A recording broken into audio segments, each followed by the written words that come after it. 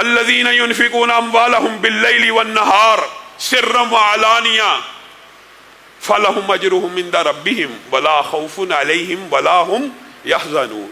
صرف گناہ معاف نہیں کرے گا، صرف بڑھا کے واپس نہیں لٹائے گا، صرف بہت بڑا قدردان اور بردبار نہیں ہے.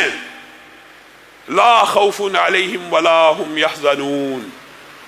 اگر کوئی بندہ اللہ رب العزت کی بارگاہ میں صبح اور شام خرچ کرے گا، سرا و علانیتاً خرچ کرے گا، اس کا اجر تو اللہ کے پاس ہے ہی، لیکن اللہ کہہ رہا ہے اجر کے علاوہ اس کی زندگی میں سے خوف ختم کر دوں گا اور اس کی زندگی میں غم ختم کر دوں گا. یہ خوف اور حزن کے جو الفاظ ہیں مفسرین نے عجیب انداز میں بیان کیے ہیں.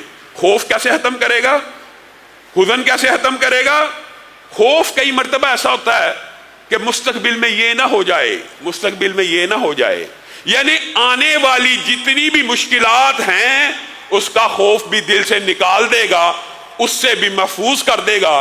اور حزن یہ ہوتا ہے، ملال یہ ہوتا ہے، غم یہ ہوتا ہے، ہائے میرا باپ فوت ہو چکا ہے، ہائے میری ماں فوت ہو چکی، ہائے میرا بھائی فوت ہو چکا، ماضی میں مجھے اتنا نقصان ہو گیا، یہ کاروباری دھچکا لگا. لا خوف علیہم ولا ہم یحزنون. پھر اللہ کی بارگاہ میں خرچ کرنے والوں کے اوپر نہ مستقبل کا کوئی اندیشہ ہوگا، نہ ماضی کا کوئی غم ہوگا.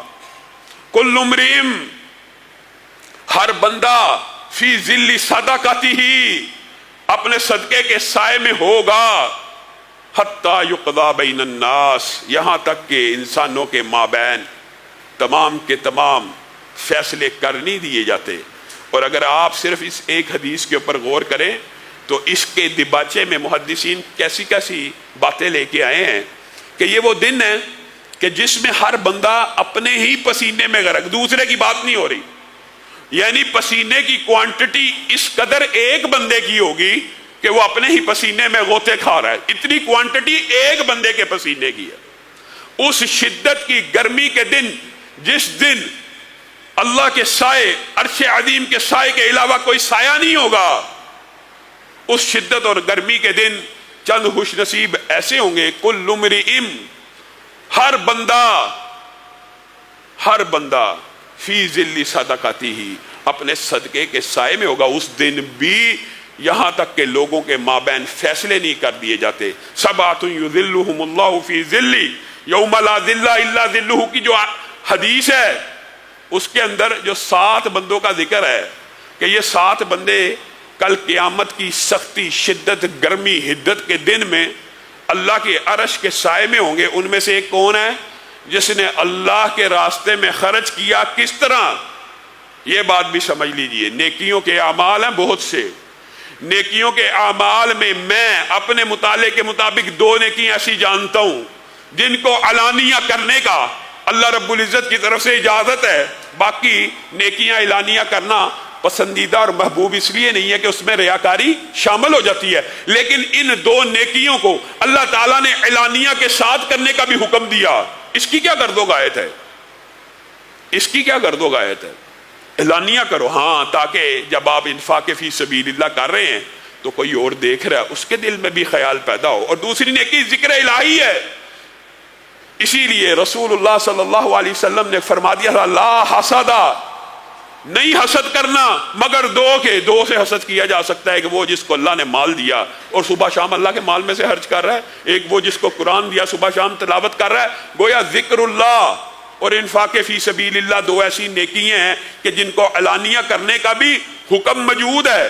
لیکن وہ 7 سائے والی حدیث میں الفاظ جو ہیں وہاں پہ ایک چیز اور ہے، ہاں اعلانیہ کرتے ہو تو کبھی کبھی خفیہ بھی کیا کرو.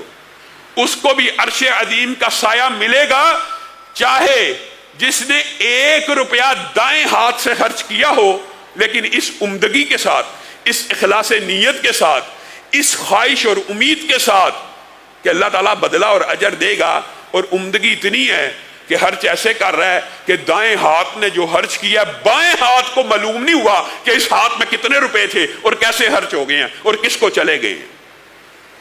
اعلانیہ کا بھی حکم موجود ہے، لیکن خفیہ کا بھی حکم موجود ہے. میرے بھائیوں، آج ہم چاہتے ہیں کہ گناہ معاف ہو، खुद मिन अमवालिहिम सदक़तन तुतहिरुहुम व तुज़क्कीहिम बिहा।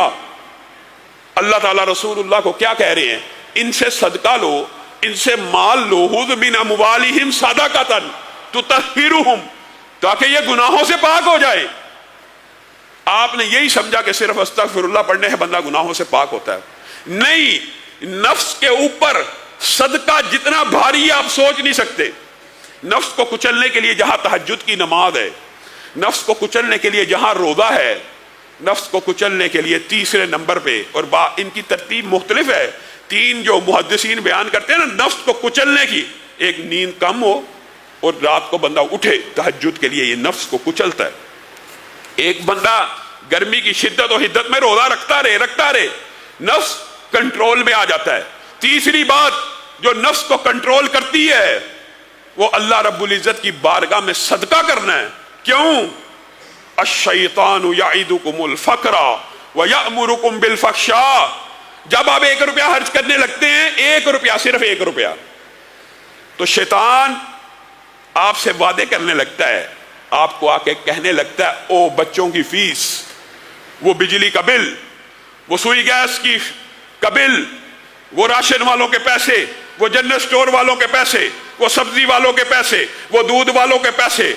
अश्शैतानु याइदुकुमुल फक्र व यअमुरुकुम बिल फहशा।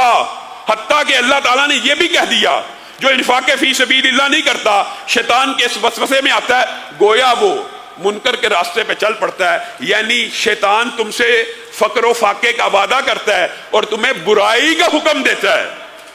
गोया इन्फाक फी सबीलिल्लाह ना करना बुरा रास्ता है, तुम्हें बुराई का हुक्म देता है। वल्लाहु याइदुकुम मगफिरतम मिन्हु, और अल्लाह तुमसे किस चीज का वादा करता है? अश्शैतानु याइदुकुमुल फक्र, शैतान तुमसे फक्र फाके का वादा कर रहा है, और अल्लाह कह रहा है कि मैं तुमसे वादा करता हूं मगफिरत का और फजल का। अब बताओ किसका वादा सच्चा है और किसका वादा झूठा है? अल्लाह के ऊपर एतमाद और यकीन नहीं है, एक को 700 करके लुटाएगा। ऐसी तिजारत जिसमें कोई हसारा नहीं होगा, ऐसा अमल जिसका बदला सिर्फ मगफिरत ही मगफिरत होगी। और आपको शैतान ने जो फक्र फाका का धोखा दे दिया, अल्लाह की कसम, रसूलुल्लाह कसम ना भी खाए, अल्लाह कसम ना भी खाए, इन दो हस्तियों की बात से ज्यादा सच्ची बात किसी की नहीं हो सकती। वमन अस्दक़ु मिनल्लाहि क़ीला, अल्लाह से ज्यादा सच्ची बात भी किसी की हो सकती है क्या? रसूलुल्लाह सल्लल्लाहु अलैहि वसल्लम से ज्यादा पक्की बात भी किसी की हो सकती है? अल्लाह मगफिरत का वादा कर रहा है, अल्लाह कह रहा है माल दो पाक कर दूंगा, अल्लाह कह रहा है माल दो गुनाहों को खत्म कर दूंगा। वजह क्या है? शैतान के वसवसे हैं। शैतान इंसान को अजीबो गरीब तरीके से इस नेकी से रोकता है। वजह क्या है? आप सिर्फ इस हदीस के ऊपर गौर करें। नमाज के अंदर एक शैतान मुख्तस है जो इंसान को वसवसे डालता है।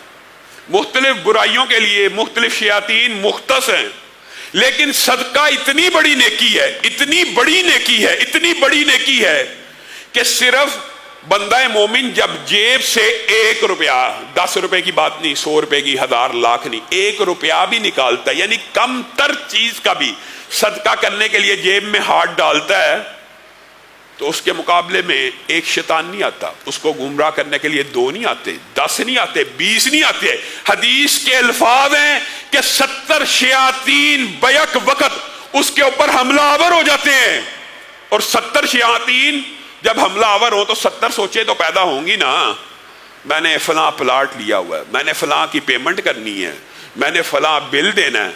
70 शयातीन बैक वक्त हमला करते हैं और उसको रोकते हैं। वजह क्या है? क्योंकि उनको पता है ये 1 रुपया अजरो सवाब में इतना भारी है कि हो सकता है कल क़यामत के दिन यही 1 रुपया जन्नत में दाखिले का सबब बन जाए। 70 शयातीन हमला कर रहे हैं।